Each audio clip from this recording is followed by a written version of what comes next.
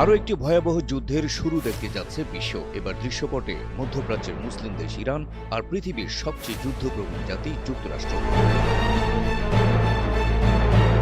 বিশ্লেষকরা বলছেন দুই দেশের মধ্যে পরিস্থিতি এমন পর্যায়ে দাঁড়িয়েছে যে এই যুদ্ধটা শুরু হতে পারে যে কোনো সময়। হয়তো আজ রোববারই ইরানের উদ্দেশ্যে ক্ষেপণাস্ত্র নিক্ষেপ করতে পারে বিশ্বব্যাপী ছড়িয়ে ঘোরানো মার্কিন যুক্তরাষ্ট্র।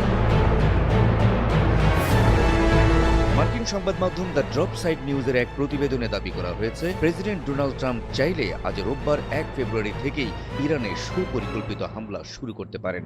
ইরানের আকাশে শত শত ক্ষেপণাস্ত্রে ছুটে যাওয়া এখন শুধু ট্রাম্পের একটি ইশারার অপেক্ষা।